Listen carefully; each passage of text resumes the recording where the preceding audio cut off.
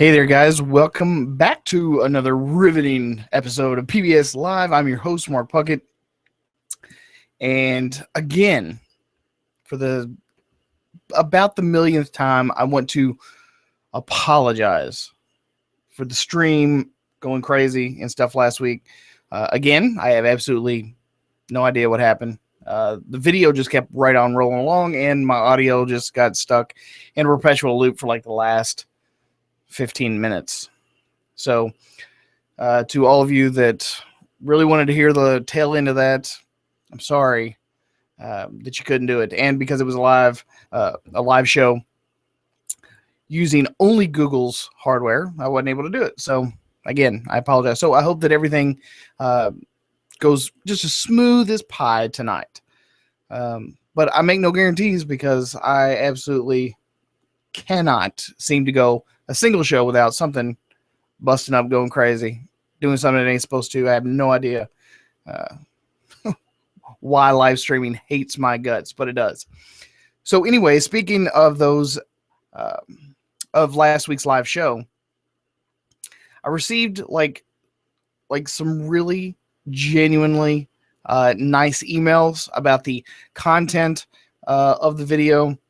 A lot of people were very responsive to the message that, don't be loyal to these brands, don't be fanboys. And if I can find the last message, I'm not going to actually tell anyone, I'm not going to out anyone. But I did get an extremely nice email. And I don't think that this person's first language is English. So, I mean, if it is, I apologize. But at the same time, I thought that the content of the message was strong enough that I ought to share it with you guys as well. So let me read that real quick. This comes from a viewer that watched the live show. And this is what he had to say. It says, he says, that's why it hit home for me so bad when you said, let's have a heart to heart. Don't be loyal to a brand. The only thing they are loyal to is your dollar. They don't know that they don't know you, and they're never going to pay your bills. They're never going to come visit your mother when she's sick in the hospital, and they don't give two shits about you.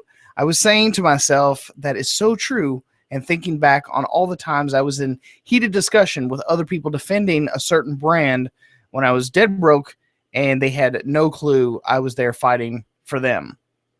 And that's true. Because I've quite literally done the exact same thing. You get in a fight with somebody you absolutely have no idea. You have no idea who they are, and you get in a fight with them over whose camera is better based on the name on the front. It is the craziest thing I've ever heard of. So then he goes on to say, Mark, I just really want to thank you for that eye-opener. I don't own a Sony camera, but I always used to defend them so many times before. And there was one other thing that he had wrote that I was really wanting to share. And it says, you also asked the question why people wouldn't want an honest, genuine, authentic information about the things that they spend their hard-earned money on, especially if it's coming from a neutral source who is trying to help. And I think I discovered the answer to that question in my own life and the revelation that you gave me on Tuesday of last week. The answer is that people are not as rational as we might think. That I 110% agree with. People are not rational. If you sit down with people one-on-one and you try to have a conversation with them, you can generally get a civil enough dialogue that you'll get some real answers. You'll get some real conversation going. But if you start with that hive mentality where everyone is just like piranhas, they smell the blood in the water, and then everyone starts to circle, you can forget rationality altogether. And that's almost 9 times out of 10, that's what you're going to encounter on the internet. I don't know why that is. I think maybe some psychologists would look into that and find out for us. And then he goes on to say, I think it certainly was the case for me, just imaging Just imagine that I was dead broke. I didn't even have 2 coins in my pocket to rub together. And there I was battling with my friends, beating them over the head with why my favorite brand is better than theirs. And now, I'm not a psychologist, but I think you have to be completely rational to do something like that. I honestly could not agree more. But for some reason, we always do it. And I say we, meaning in general. I'm not pointing anyone out or anything. But, you know, the biggest conversations that I think that most of us have online with other people, whether it be about profession or gear or whatever, we generally, I think, have more negative conversations than we do positive conversations. Now, I'm not much of a kumbaya, let's all hug each other and stroke each other off or anything. I'm not like that. I like a good, healthy, heated debate, vigorous discussion, if you will. I enjoy debating, and I love being in conversations that make me think, and I hope that I, in turn, make you think. So I don't want everyone to just, agree with one another for the sake of getting along. I do think that vigorous debate and dialogue is important. That's how we grow as a species, as a people, as professionals, I guess. But that generally does not seem to be the case. So I want to thank everyone that had sent me nice things about the show last week, despite our, yet again, technical difficulties. And I'm always trying to figure out new and better ways to improve this program, because this is a completely different format for me in general. I'm used to short form videos where, YouTube is just built on short form videos. A lot of times when we go off and we try to do something new that's a little bit of, out of our element, we end up messing it up, screwing it up. We do something wrong or whatever. I think that might even be my particular case, because for whatever reason, every single live show I've ever tried to do, there's always been some technical difficulty that's, gone awry. But anyway, I wanted to also to give you guys a couple of updates on some stuff. And I'm going to go ahead and do a screen share here with you guys as well, so that you guys can read along if you would like. I'm not sure if you all saw this or not. And this is generally going to apply to people that own Sony systems. Metabones has now added an on-sensor phase detection autofocus to Sony and Olympus speed boosters. So if you are doing any level of adapting to your Sony system, Metabones now has on-sensor phase detection autofocus with these new Metabones adapters. So I'm going to read the limitations here, though, because I know that a lot of people are interested in adapting lenses to their systems. But this is kind of an evolution, because most of the adapters that you're going to put onto your Sony camera in order to get use out of, say, like legacy glass, maybe from like the film days, do not have any autofocus, whatsoever. And especially if you're going to put a dumb adapter on your camera body, you are 100% not going to have any sort of autofocus functionality whatsoever. I mean, generally that's just going to be out the window. Now, Metabones has tried. They've released 2 or 3 different types of adapters, most specifically for Canon lenses to adapt to a Sony system. Nikon's a little stingy with their autofocus technology, so just about any sort of Nikon glass that you are going to want to try to adapt to your Sony system, it's just not going to work, because they're stingy. They won't share the tech. So the limitations include during video recording, there is no autofocus on the Olympus system, or only slow contrast detect autofocus on the Sony, as you can see here. And number 2, the continuous autofocus may have unsatisfactory performance, phase detect autofocus, or not supported contrast detect autofocus. Okay, so,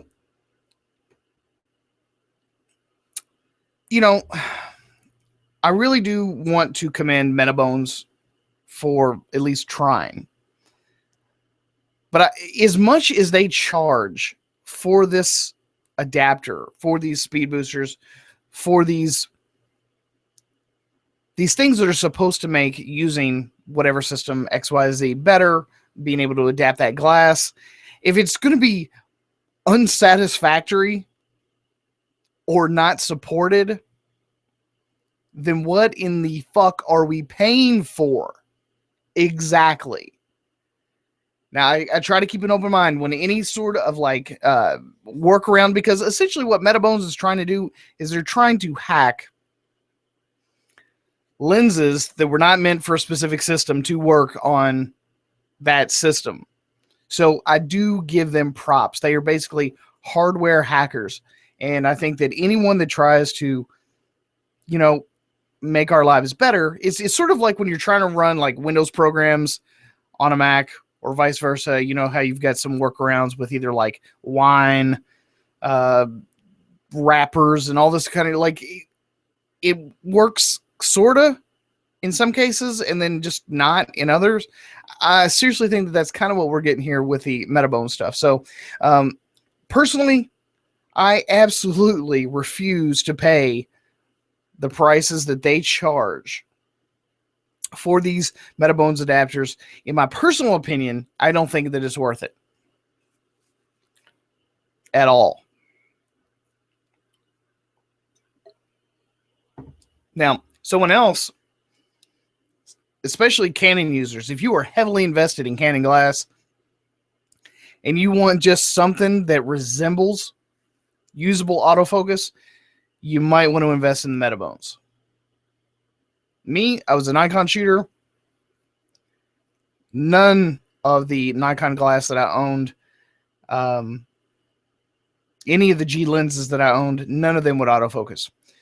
So I thought to myself, well, what in the hell is the point of even owning autofocus glass from Nikon if it's not going to work on my new chosen system? So what I did is I just went out and bought manual Nikon glass or Minolta manual glass, which is a hell of a lot cheaper, by the way. You can go to any used camera store and buy up lenses. The second thing that I wanted to update you guys on was the fact that Rokinon or Samyang, I guess it largely depends on where you're located as to what brand you're going to end up getting, but Rokinon, Samyang, they just announced a 50 millimeter. Let me go ahead and do a screen share again for you guys.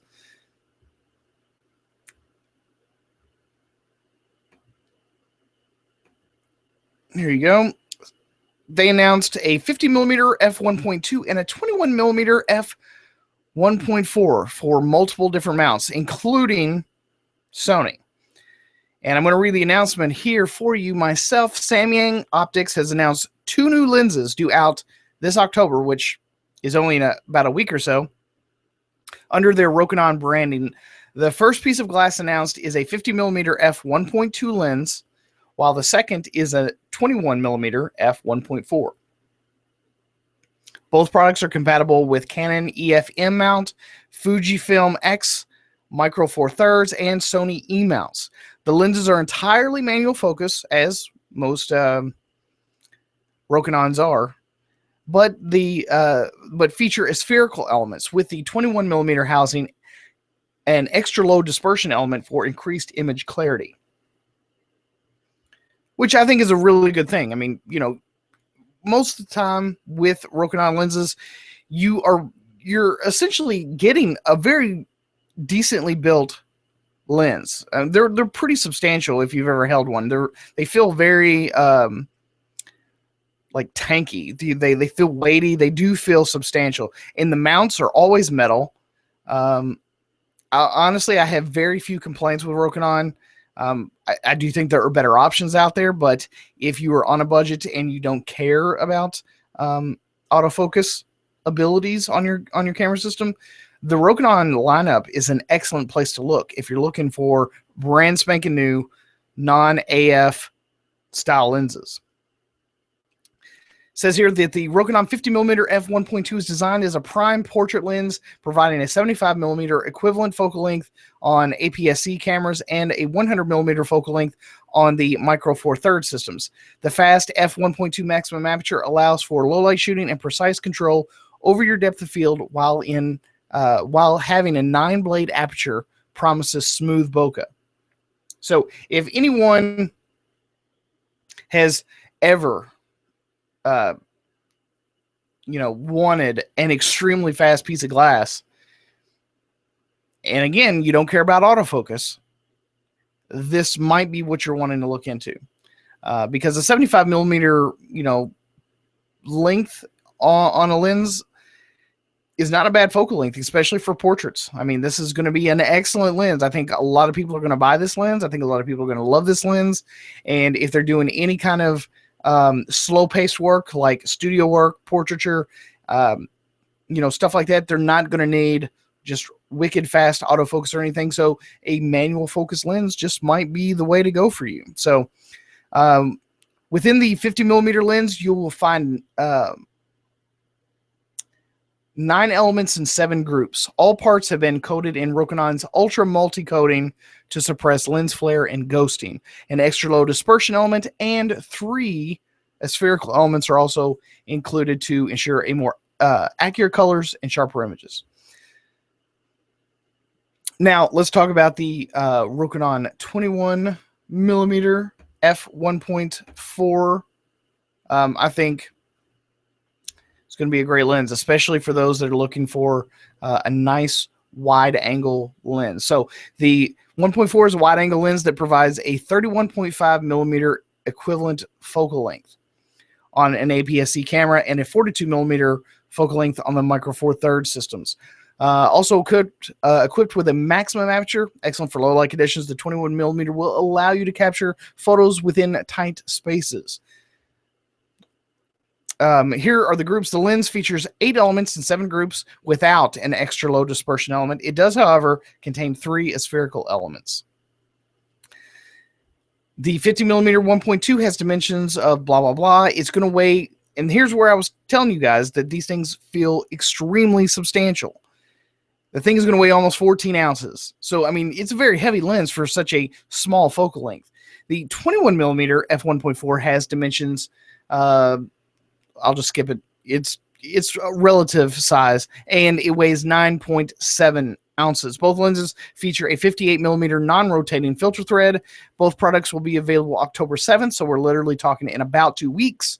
And the 50mm is priced at $550, and the 21mm is priced at $500. Prospective buyers will also be able to choose between black or silver colored lenses for their system. So if you happen to have, say, like the older Sonys or something like that, where maybe you have the silver body or whatever, you can buy the silver lenses to match, I guess. But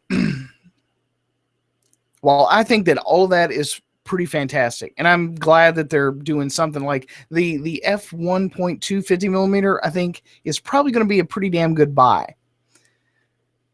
Because while there are a shit ton of 50mm lenses out there, most of them, if you're talking Minolta, you're looking at f1.7. If you're looking at, say, like some Nikon old non-AF or AI non-autofocusing glass, you can get an f1.4.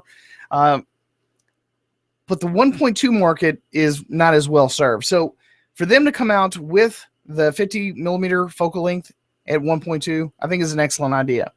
I don't know exactly how many they're going to sell, if it's even going to be overly popular because of all the old film glass that's already available out there for like wicked cheap. I don't know if $500 is really the right price, but then again, I've been known to be wrong before.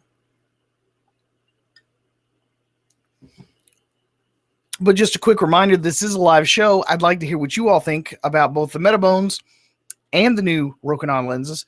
So hop on over to the view page, check out the chat room, hang out, talk. If you've got any sort of comments or questions that you'd like for me to read or answer here on the show, just leave those in the comment box, and I'll be sure to get right to it. Swear to God, cross my heart, hope to die, stick a needle in my eye, that whole thing. So now that I've got all the gear out of the way, the main purpose of this show was gearheads versus photographers.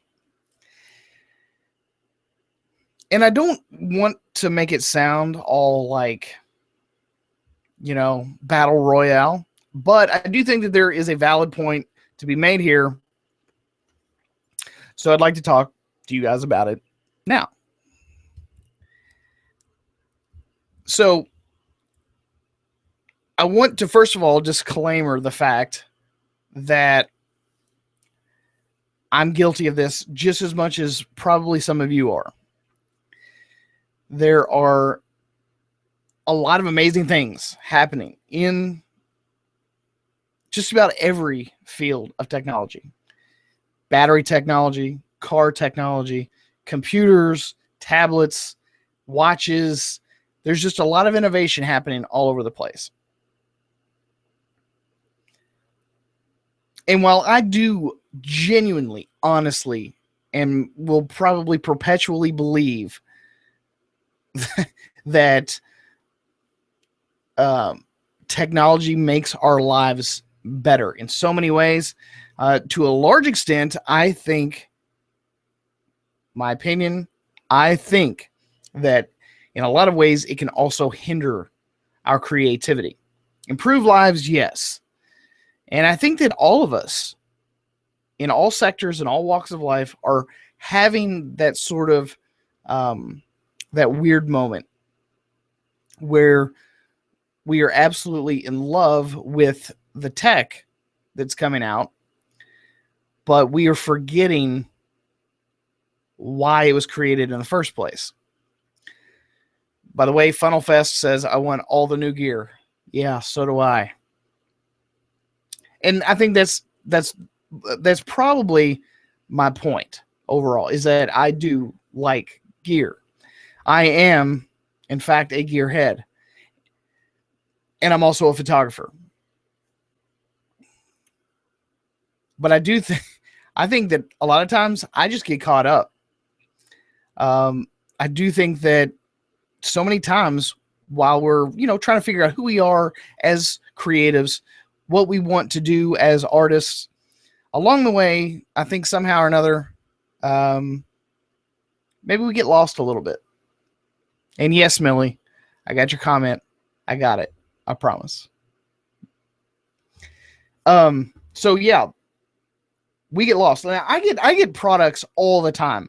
I constantly have companies sending me gear. Hey, check this out. Like, I'm still working on a review for this, the Light Scoop by Light Genius. Still working on that. I haven't done it because I've still been moving and getting stuff ready and all that kind of stuff, but I've been trying. Okay. I got yet another microphone that someone sent me that I have to review. I've got like a dash cam that someone is wanting me to review. I've got a home security system camera setup that I'm going to be doing a review on. A teleprompter that I'm going to be doing a review on. And so, yes, I am constantly being bombarded with products to take a look at and to review. And yes, it is sometimes daunting. I mean, there are so many innovations out there. It really is sometimes extremely difficult to figure out exactly where you want to invest that money. But once you've made the investment, okay, let me back up first. But I'm gonna remember that. Okay, so gear is not a bad thing, because gear, I mean, I can't take a picture with my eyeballs and in a strong desire to have a picture. It does require some equipment. It does require a lens, a camera, film or memory cards, some medium to record that photograph onto. And then I've got to be able to develop it or edit it. And, there's just a lot of stuff that is required to do our profession.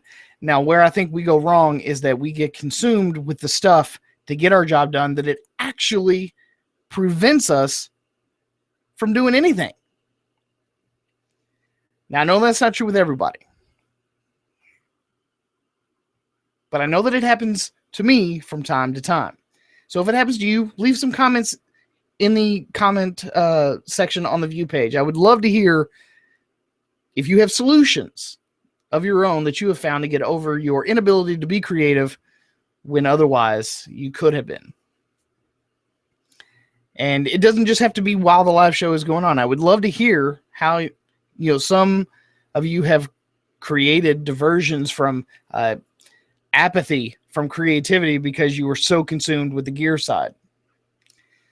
Funnel Fest also says, have you ever done a video on camera and one light, not a flash, one light like a softbox?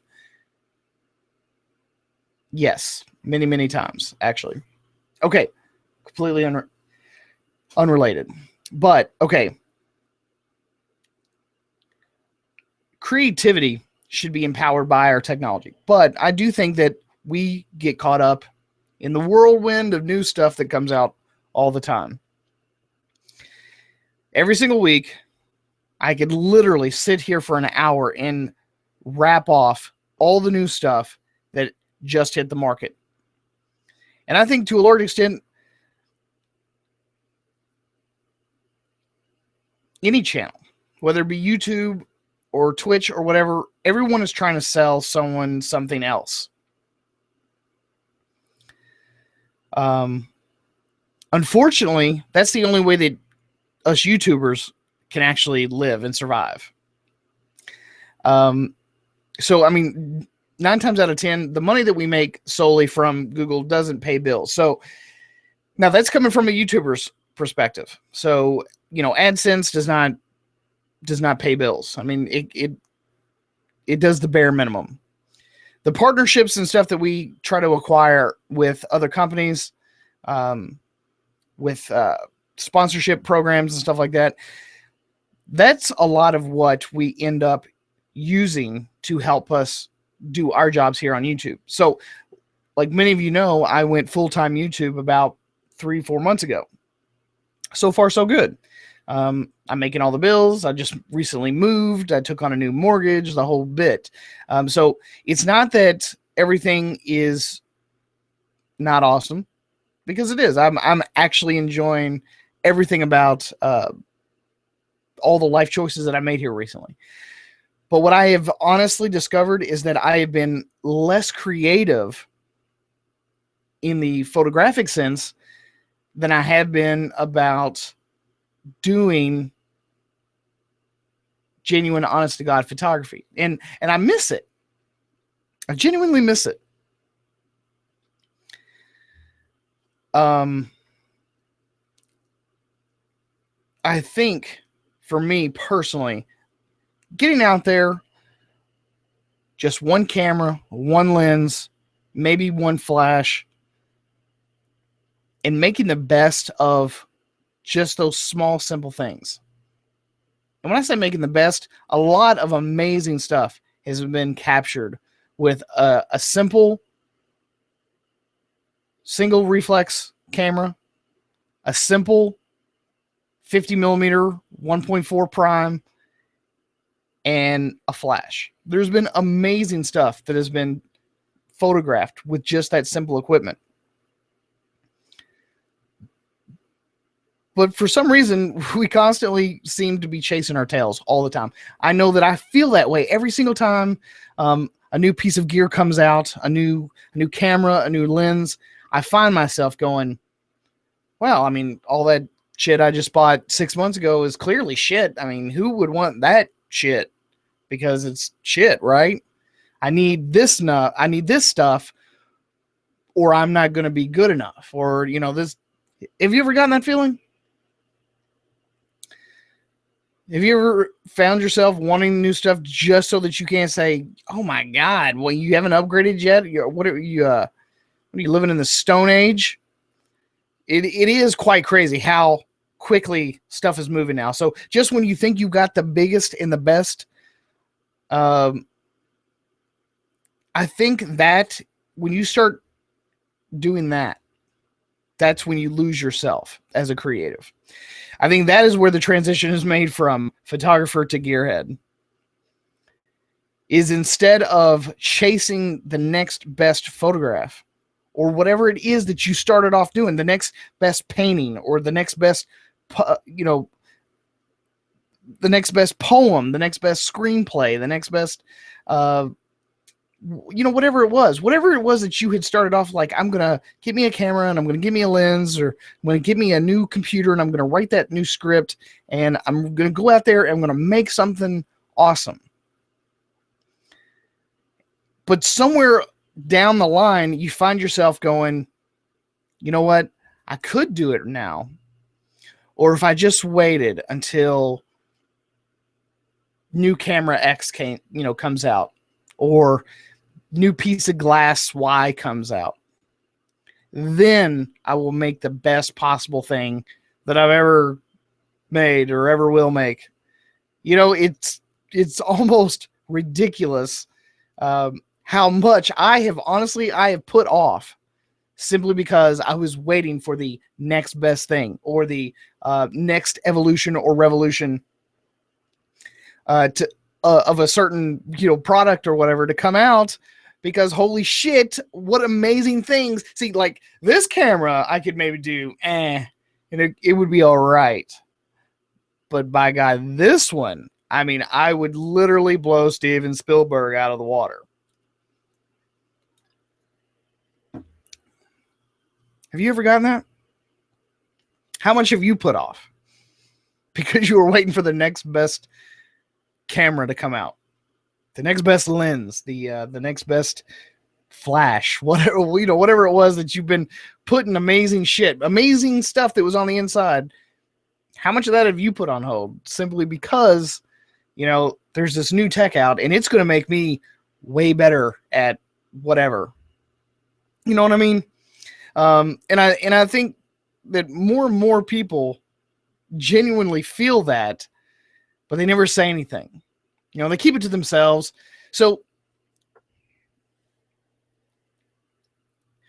I don't think we should keep it to ourselves, because what we're essentially doing is we're hiding a problem. It's almost like Alcoholics Anonymous or Narcotics Anonymous. You got to get up and first admit that you have a problem.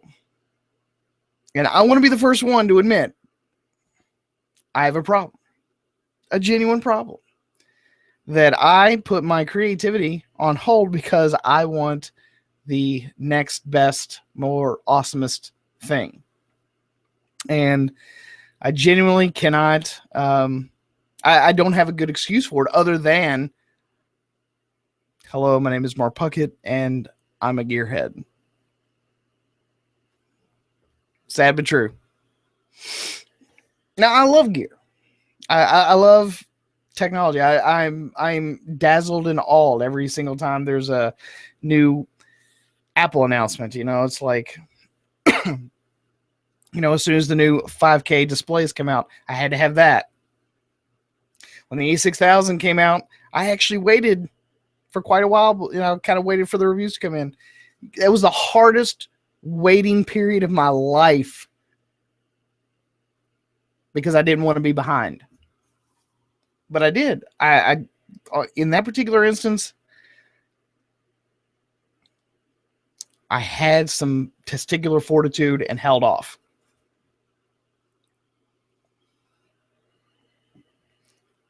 But it's not always that easy. It really isn't.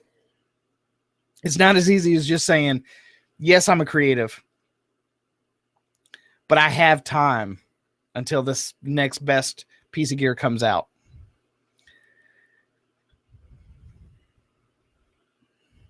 Because a large part of me knows that tomorrow isn't promised. It really isn't. Today is the day that we ought to be making things.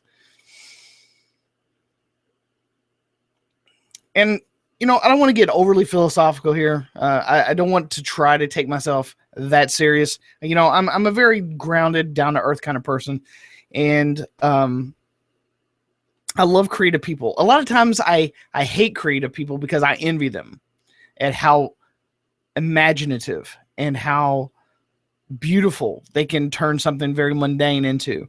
So, I admit to being human. in that regard. There's a lot of times where I look at other people's work and I will even stop myself there, and I lie to myself, as a photographer, as a creative. And then I ask, I tell myself all the time that if I had that next piece of kit, that next bit of gear, that lens, that camera, that I would then be able to make wonderful, amazing things, but not until then. So what do I do in between? I do nothing. And I think that's is probably a sad reality for a lot of people. And during that time that as creatives, we're not doing anything, the people who took what they had, embraced its limitations, if any can really be found. I mean, at one time it was top of the line, so what real limitations are there? But they embrace what they have and they get out there and they actually go and make something, create something, introduce a new part of themselves and push it out into the world. And I sit and I don't do jack shit. So I'm a little disappointed in myself. I got to be honest. I'm being pretty harsh on myself because it's really shitty of me. It's extremely shitty of me, actually. I mean, I should not do that. I should give everything that I have at every stage of my creative life. I don't think that I should hold anything back because I'm waiting for something bigger or better or more awesome to come along. I think a lot of people end up losing parts of themselves as opposed to gaining parts of themselves. You're not gaining anything because you gained a new lens. That it doesn't do anything unless you're doing something with it. And I think that we have come to a point now where, quite simply, if we always waited for the next best item to come along, we're going to find ourselves in a perpetual creative shithole where we are never able to pull ourselves out. Maybe even to the point where we never create anything. And I had to admit to myself that that was a genuine reality.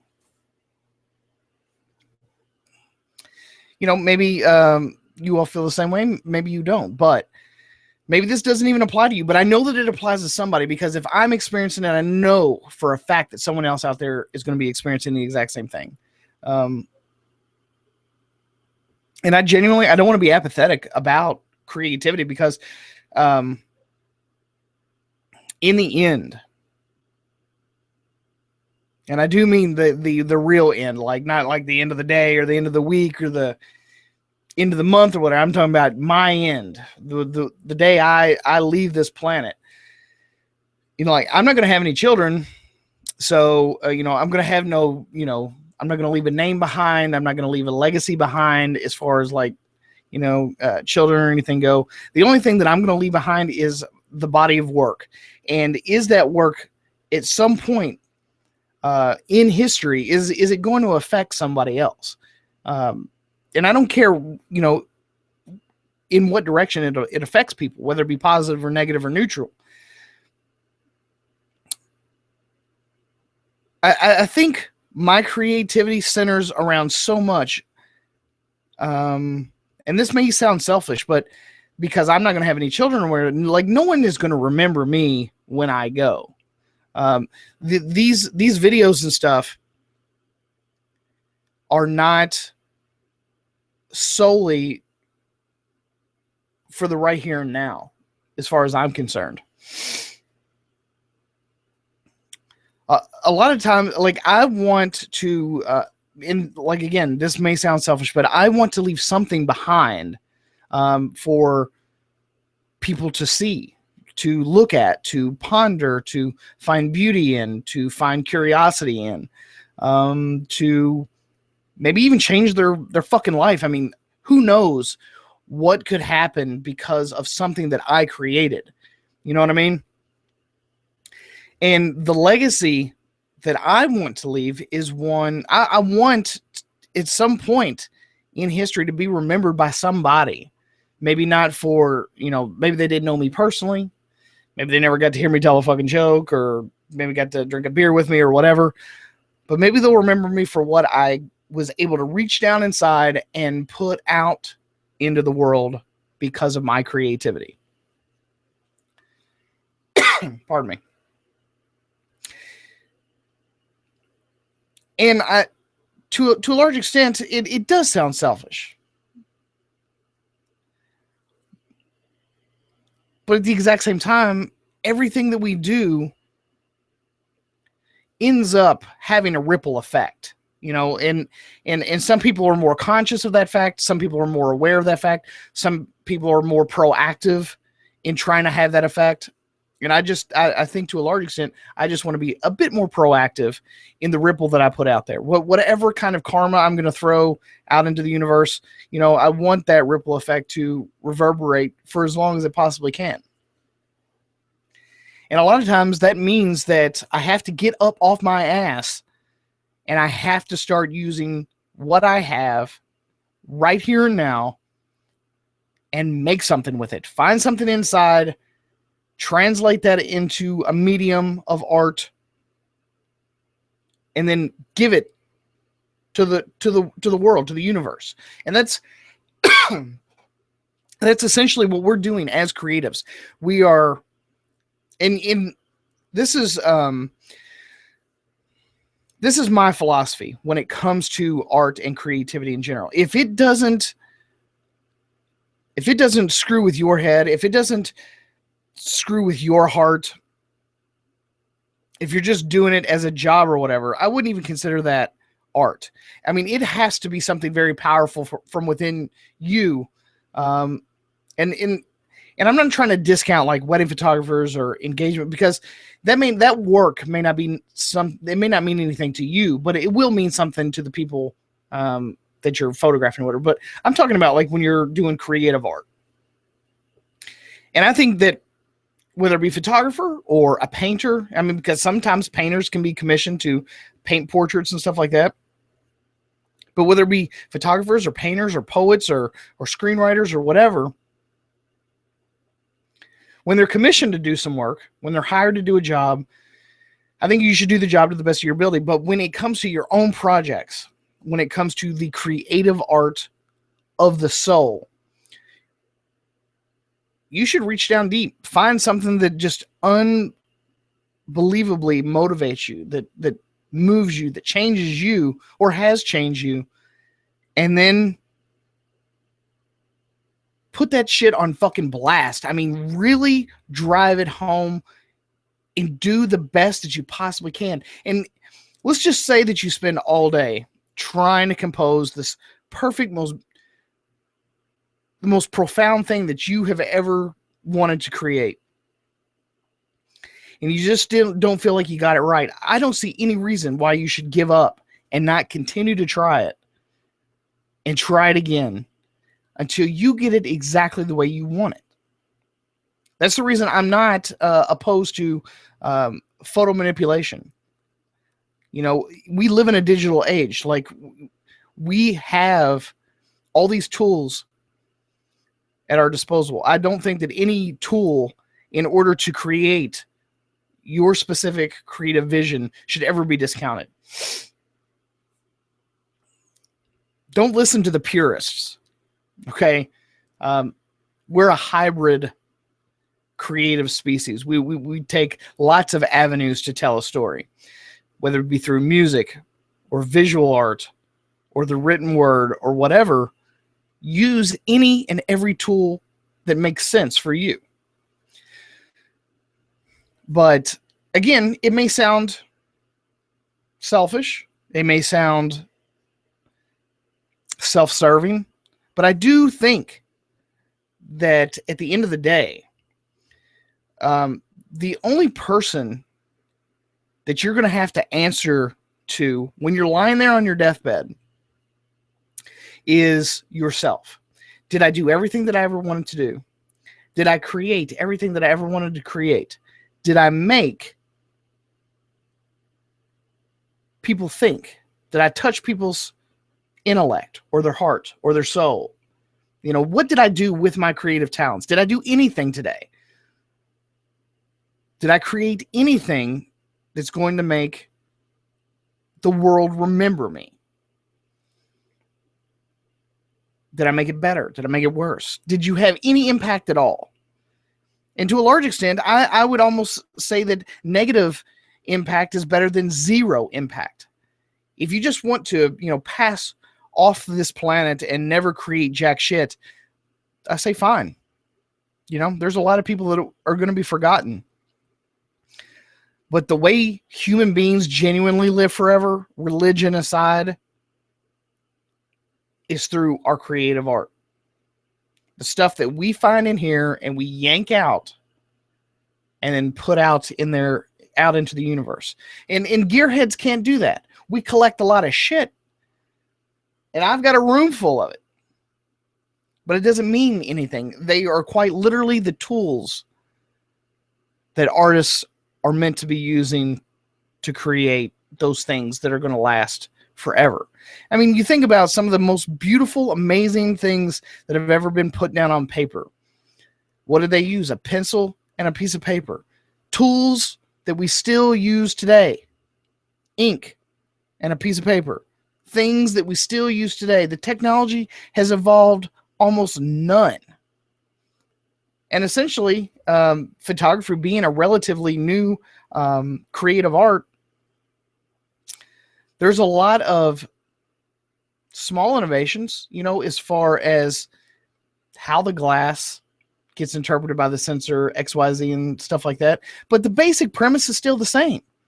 So it doesn't really matter if you've got the best of this month or this year or this decade. There have been amazing works that have been put out into the world with far inferior equipment than you have in your camera bag right now. So there's absolutely no reason. There's absolutely no excuse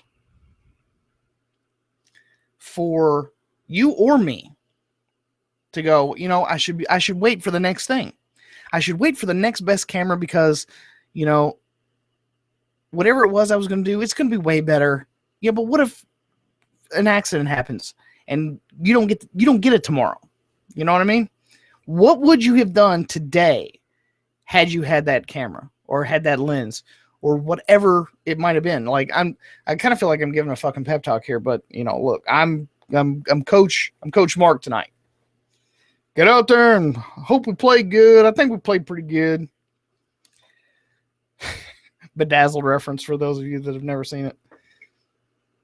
But, you know, I'm really passionate about photography in general because I love the medium. You know, I've dabbled in painting. And sometimes it felt like, yeah, I could really get into this. And then I don't do it anymore. I used to be a really good pencil artist. My mother tried to encourage me. She was even going to send me to art school. But I quit drawing and she boned and didn't make me do it.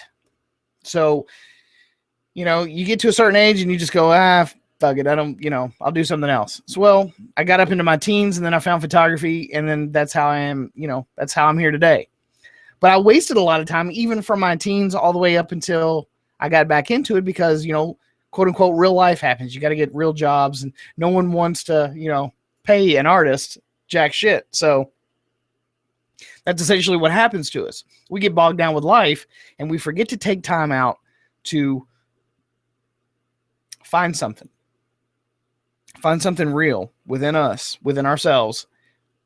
Take the equipment that we have, whatever it is, it doesn't matter. It could be your fucking phone. It really doesn't matter. I mean, shit has been recorded with a lot less than the cameras that are coming in most iPhones these days. Seriously.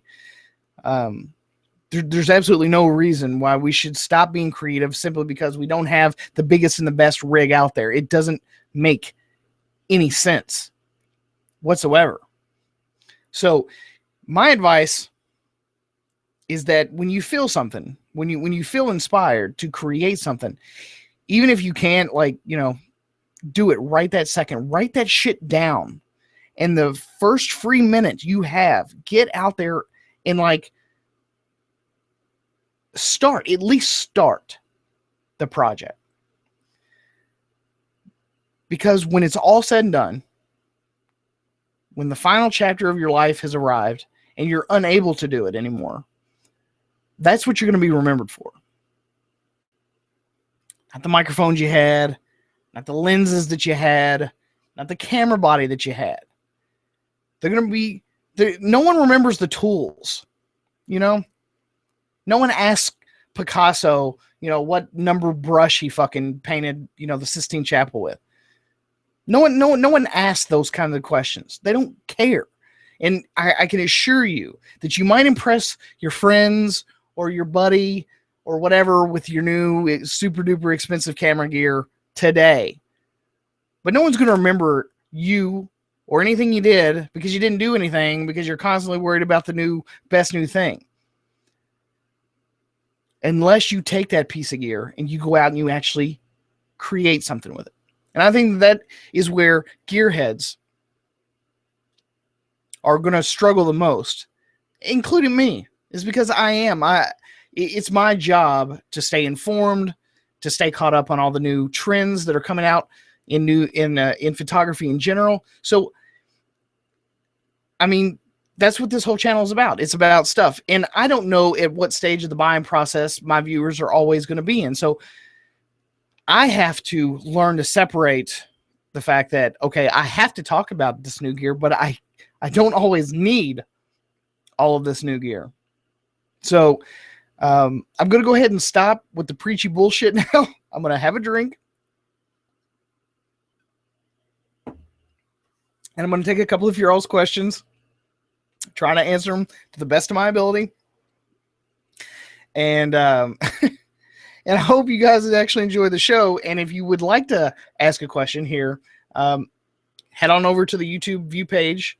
There's a chat room right beside the video. So if you have a question or a comment, go ahead and drop it in there. I'll be happy to read it and or answer it here on the show. So thanks for listening to me go on and on about crazy stuff. I sound like a madman. I sound like the mad photographer. Okay, so let me go ahead and get here. Millie says, hey, Mark, my camera is toast. I am cash strapped. What do you think of the Sony A65? Honestly, my genuine opinion is that if that's what you have the money for, get it. There's honestly, you can't make a really bad decision these days. You genuinely cannot. And I've had this realization here lately that everything is getting to be just about on par with everything else. There are subtle nuances. There are subtle differences between manufacturers, brands, lens mount lines, and stuff like that. It genuinely comes down to personal taste. Some people might like the grain structure a little bit more on the Sonys as opposed to the Nikons, which may be a little bit more blotchy, or some people might like the skin tone rendition, color rendition that the Canons have over the Nikons or whatever. So the subtle nuances and the subtle differences, the quirks of a specific line or whatever, it's really going to come down to what level of bullshit about this particular brand am I willing to tolerate.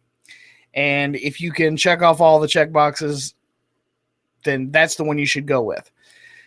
Sony has its problems just like any other camera manufacturer does, and I have for the most part, a genuine acceptance of the quirks of the system, so it doesn't bother me. But no system is without its faults. So I say the Alpha line is not a bad line. I mean, it's been easily competing with Nikon and Canon for a long time. So if that's what you can afford, if that's what you want, I say go for it, genuinely. Funnel Fest said, I had the A77 and he's talking to Millie here, said, I had the A77 Millie, and I honestly like the A6000 better. The sensor on the A77 and the A65 seemed noisy to me, even at ISO 400. So again, you know, it really does kind of, it comes down to personal preference. So to him, the ISO at 400 seemed very noisy. So it really boils down to what you're willing to put up with, what you're willing to tolerate, and what you're willing to go through in order to get a camera system back in your hands. So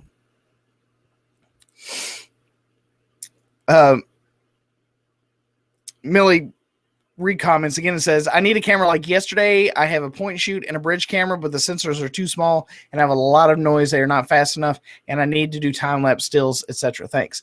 So Millie, you seem to have very specific requirements as far as like what you're wanting and what you're needing. So find the best solution based on those requirements. If you're wanting to do time-lapse, long exposures, anything like that, you know, you're going to have to figure out what your absolute requirements are. Make a list and then check each one against all the potential cameras that you have that you'd like to see. And then make your decision. Go to the camera store too. Make sure that you stop by, get those cameras in your hands and test them out for yourself, because there's absolutely no way to say yes, no, or even maybe until you actually get a handle on the camera and find out for yourself if it's going to be worth it or not. Because it may have all the specs that you need. It may have everything that you want possible in a camera body. But if it doesn't feel good in your hands, fuck it. There's absolutely no reason to carry it. I don't want to carry around something that doesn't feel comfortable or isn't going to be, you know, ergonomic to me specifically. Pacifically.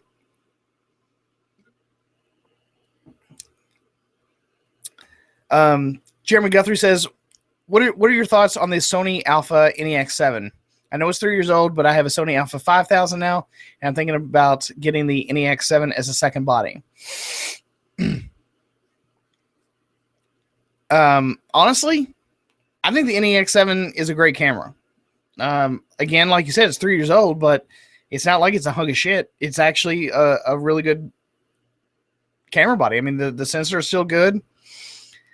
Personally, I've considered going with a 5, what is it, the 5N or the 5TL maybe? I can't remember which one it's called. But then I just kind of resigned myself to the fact that I'll probably end up getting an A5100. And because it has the exact same sensor as the A6000, and it has almost the exact same internals as well. So I think that it would be easier to cut between the two as far as like video is concerned, and the stills performance ought to be roughly the same. It's not going to be a huge difference, but roughly the same. And I think that you could probably get away with, you know, especially for video. And I'm mainly speaking about video when I'm talking about cutting the two together. But as far as autofocus performance and stuff, yeah, I'd probably go with the A5100. Again, personal preference, you know. But as far as me just absolutely not liking the NEX7, no way. I would, if someone, I'm not going to kick it out of bed, you know. I'll fucking put my finger on the button and use it. I think it's a great. I mean, the NEX line is what honestly got the whole mirrorless ball rolling for Sony. So yeah, the cameras are great. Don't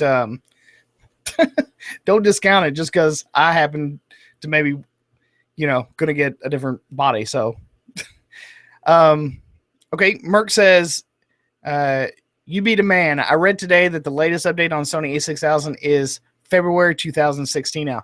And I read the exact same thing. Can you believe that? Like, I thought for sure, we were going to be getting an a6000 update this year. At least by Christmas, you know, so that they could do some holiday sales and shit like that. But I guess not. And for those of you that are as excited about that refresh, again, I know this is about gearheads versus photographers, but I really want to see, are they genuinely going to improve the A6000 line? I want to see that next lineup. thumbs up this video right now if you are ready to see the next refresh, because I know I am. I want to see the refresh so bad.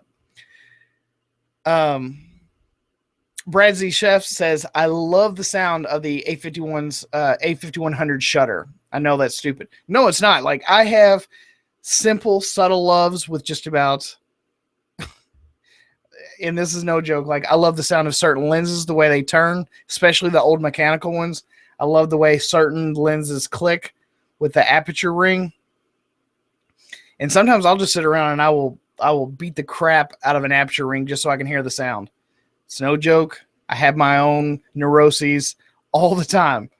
I'm not above doing some weird shit with my lenses, my camera, just because I like the sound and the feel. It's a true story. Anyway, Mark says, what are you using now for the live video feed right now? I am using, oh, you're talking camera, I'm assuming. I'm using the Logitech. What is it? The 920C or something like that. I don't know. It's got Carl Zeiss glass, so I'm a baller. I don't know. It's honestly, it's probably the best consumer grade webcam that's out there on the market. So I bought 2 of them for this show in particular. So far they've been really great. And I see that I've been noticing that they've been going on sale too for about, I don't know, $65, $70. So working out pretty good for me so far. Anyway, Mark says, pisses me off on the release date too. Well, I mean, you gotta be realistic.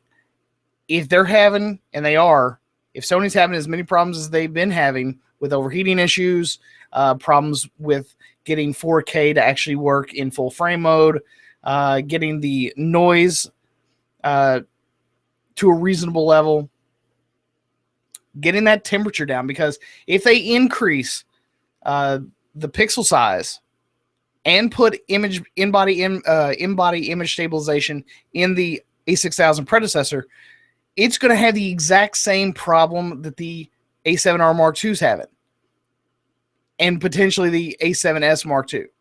They're going to have overheating issues, and there's going to be a lot of people that are pissed. So if they're taking the extra time to work that issue out, Sony, we're not mad. Get it done. We don't want our cameras shit in the bed after 10 minutes.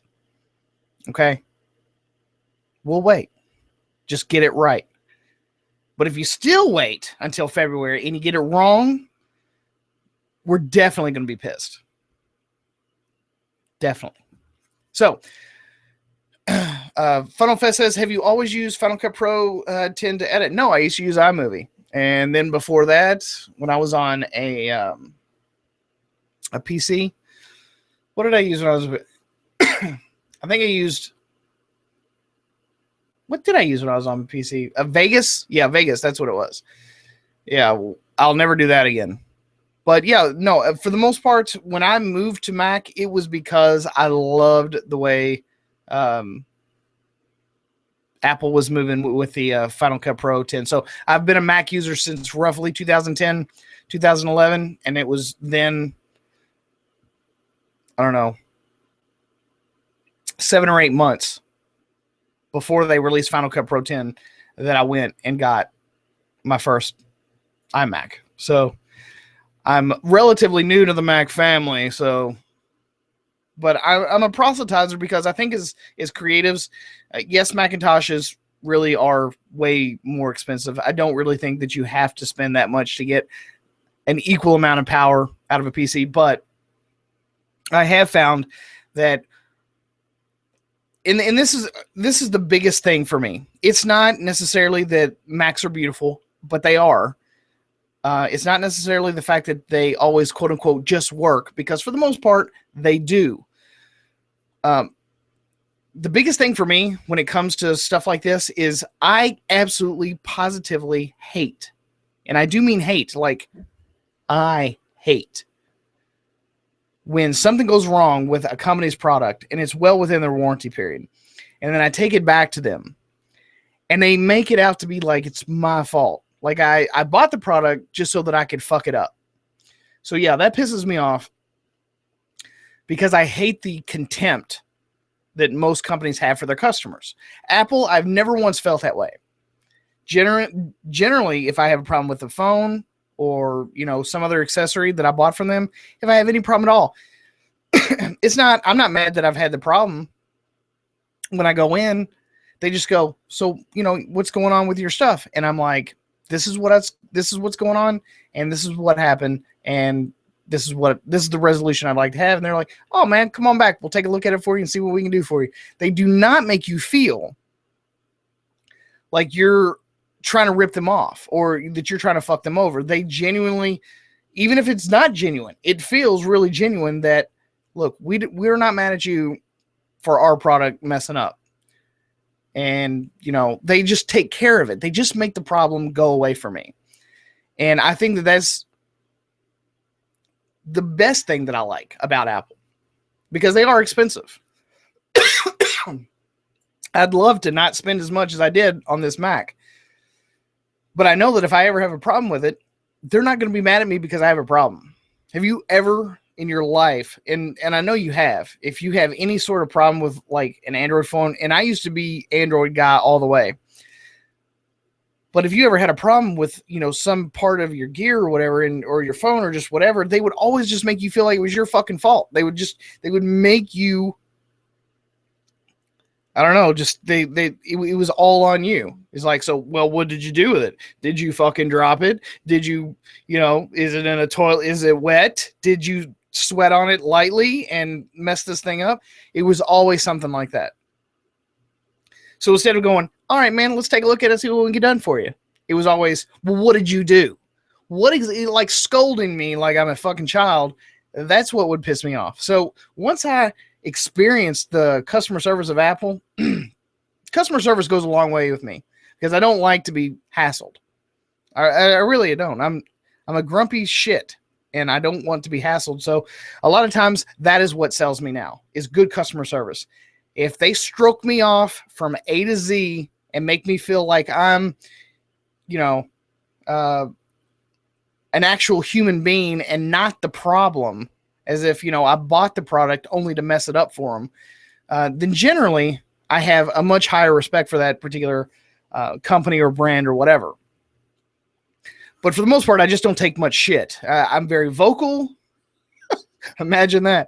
I'm very vocal, and I have absolutely no problem going, dude, don't make me act the fool in here and embarrass you, because I will. And that's generally how I operate. You know, I just don't like that whole, it's your fault, and now we're not going to take care of you because, you know, we're cheap bastards. We got your money. We sold you the product, but yeah, but you're never getting another dime of mine after this. And I have a YouTube channel. I'm going to tell all my friends. So yeah, customer service goes a long, long way when it comes to keeping my business and keeping my mouth shut. Because whether it's good service or whether it's bad service, people talk. People say things. They say a lot of things. And people tend to respond, whether they be good or be bad. So Bradley Chef says, I love the new Sony full frame stuff, but by the time I get the body and a good kit of glass, I'm out $6,500 to $8,000. My A6000 kit, 6 lenses, and an A5100 second body, I'm under $2,500. So finally, my point. Yeah. You know, and that's where I'm at too, especially with the Sony A6000. And I know people continue to ask me when I'm going to buy a Sony full frame. Right now, as it stands, I cannot justify the cost of any full frame Sony camera on the market right now. There's nothing that I've wanted this Sony A6000 to do that it has not been able to do. And I'm coming from full frame Nikon, D800, D600 or D610, D800. I used all those, had G lenses, and that little bitty camera does everything that I have ever asked it to do. It's not the best at like fast moving objects, but thank God I don't do a lot of sports photography or any at all, really. There's just not much that I do creatively or professionally that requires me to have tack sharp, amazing, on point autofocus. It just really doesn't. I mean, most of the time it's studio work, portrait work, brides, engagements. I do a lot of video work now, and since I went full-time YouTube, I'm doing a lot less of that stuff, and the A6000 is still serving my needs extremely well. And you can find it used now extremely cheap. And I've said this before. If you can find a really well taken care of used bit of gear, buy it. Don't buy new. I mean, I put links to Amazon all the time, and whether you buy brand new or buy used, that helps support me either which way it goes. But I buy used in like new condition from people that generally take very good care of it, or maybe it was just a return and I still get my warranty or a refurb or whatever. There's absolutely no reason to buy brand new. Zero. Especially if you go with the refurb route. You'll still get a significant discount, but you will also get plenty of warranty time on that refurb that it still makes it just like a brand new purchase. So, Bradley Chef says, my point was the question about the A6000S. I just ran out of characters. Yeah, that's cool. Jeremy Guthrie says, yeah, I love my Sony. I use vintage lenses with it all the time. I just like the look I get from the vintage lenses. My whole kit so far is under $500. And I totally agree. I mean, for the most part, if you do not need autofocus, you can 110% get away with only using old non-autofocus lenses, old Nikon AI lenses, non-AI lenses, old Canon glass, old Minolta glass, vintage Russian glass like the Jupiter. So there are a plethora of options that you can take. Of course, you're going to have a lot of adapters, but oh well. You know, it's still, with the vintage glass, with the old film glass, and the adapter, you're still going to be way hell of a lot cheaper with that stuff than you would be. But you remember that the point of this video was not to be gearheads. So you're pulling y'all, you're sucking me back in. Got to go outside and make some shit. Funnel Fest says the Sony A6000 is a great camera. It's my first recommendation. It is. It's amazing for the price.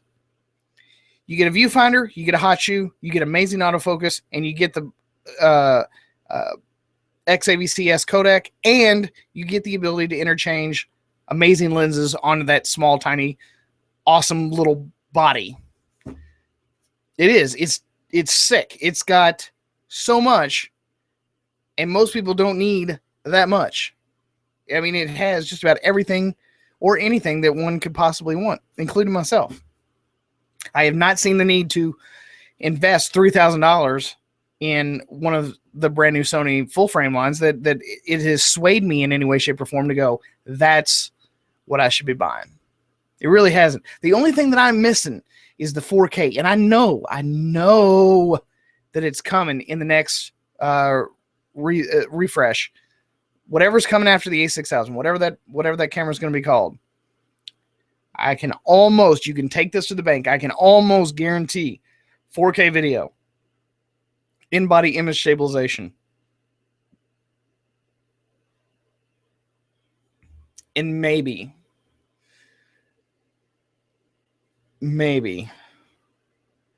we'll have a improved autofocus system, maybe similar to the A7R Mark II. Maybe. I don't know that they'll go that far. Honestly, I don't see that there's much wrong with the autofocus system that's in there right now. The one thing for me when I bought this one that was missing that I really wanted was 4K. And even now, that's not even like a big thing. Like, everything should have fucking 4K. Really. I mean, because most of us are just going to, downsample it, crush it down, get the extra resolution out of a downsampled 1080 image. That's all I want to use it for. There's more and more people are buying 4K TVs, but it's not like the 4K TV just won't up-res 1080, you know? So realistically, most of it, I'm just going to use it to get the extra resolution out of my video files, or be able to do some pan and some zooms and stuff inside the image. But that's just to give me some extra leeway creatively. But other than that, like, I don't want the 4K specifically to record everything in 4K. It's just unnecessary. Not to mention, most people's hardware is not going to be able to effectively edit that footage. For most people, editing 4K footage on older hardware, it is going to bring your workflow to a screeching halt. There's no question about it. I'm not just saying that just because I'm trying to dissuade you or whatever. I mean, I think everyone should give it a shot, but I'm telling you, if you don't have top of the line hardware, which again continuously keeps us chasing our tail for new gear, if you do not have top of the line hardware to edit on, 4K video is going to bring your editing workflow to a screeching halt. It just eats up too many resources. Now, like I said, I've got the latest iMac that I could get. It's the 4.4 gigahertz processor. I've never once edited 4K video on this machine, so I can't speak to how well it's actually going to do. I would assume that it's probably extremely well. It's got a good graphics card in there. I've got 32 gigabytes of RAM in there. I've got the Fusion drive, so I've got some solid state with some hard drive storage, and I've got what was it? The 4.4 is the speed boosted CPU processor. So, I mean, I think that it'll probably do it okay. But once you start thinking about how big those files are going to be, as amazing as that is, you're going to start taking up 4 times the amount of space on your hard drive, and you are going to have 4 times the processing power that you, if you can speedily, effectively edit 1080p on the rig you have right now, your machine is going to have to be about 4 times as powerful in order to edit 4K, because it has to process that much extra information. So investing in a hell of a lot more RAM, if your machine can handle it, and investing in much, much better GPUs. So if you've got an older graphics card, you may want to consider bumping that stuff up and getting something a little bit more capable, because you're just not going to be able to get your job done on that older hardware. I'm telling you, it will bring your workflow to a screeching halt. So Merck says, I use DMF focus on my Sony a6000. I find autofocus. I find it autofocus fast with the use of focus peaking. Do you think I messed up? Absolutely not. I love focus peaking, and manual focus is, with focus peaking, is an effective way to get around forcing you, especially if you're not doing anything that requires that super fast autofocus. Like if you're in an environment or your job or your creative style, if all you need is just a few extra seconds to focus, buy legacy glass and use focus peaking. Punch in, get a better view of whatever it is you're trying to photograph, and make it happen. I mean, you don't need high price, expensive autofocus glass for everything. And I think for most people, once they get used to manual focusing their lenses, it actually becomes a bit of a joy. There's very, very few things photographically that you need just amazingly fast autofocus for. So if you've got some extra time and you could do manual focusing with focus peaking, I think you'll enjoy it overall. I really don't think that you're going to have that big of an issue. So, Funnel Fest says, using old vintage lenses encourages creativity. I agree. I really do. Especially primes, because it forces you to walk around, recompose your shot. Not to mention, how could you not be walking on sunshine after only spending $20 for a lens? Hep Kitty Coin says, I'm a gearhead for life. Sony release and RX2. Yeah, I know. I just explained that I am genuinely trying to work my way out of being a gearhead. And I know that we're all guilty of it. You'll have to, if you didn't catch the rest of the episode, you'll have to go back, Hep Kitty, and check it out. Because, man, I got like really soulful, intense. This was an intense episode. So I'm answering questions now. And I've only got a few left to go. So Merck says, an articulating screen would be nice. Yes, it would. I would love to have an articulating screen on the A6000 replacement, whatever that's going to be. He also said, good. I thought everyone should use it. Don't know what that means, but okay. Eric Roxfold says, I use an A6000, just bought a Calamar 28mm f2.8 manual lens and love it. Very sharp. It was $20. And that's kind of my point. If you don't need all the bells and whistles, if you don't need this just miraculous, amazing autofocus, and you've got $100 to $200 or so, you can hop on eBay all day long and just buy random, crazy, fun lenses to try out. And you're not out any more money than you would be for the half price of one brand new lens. So it does inspire a lot of creativity. You can go to old peddlers malls or antique shops, estate sales. You can find vintage film glass everywhere. And a lot of it was damn good Japanese quality optics.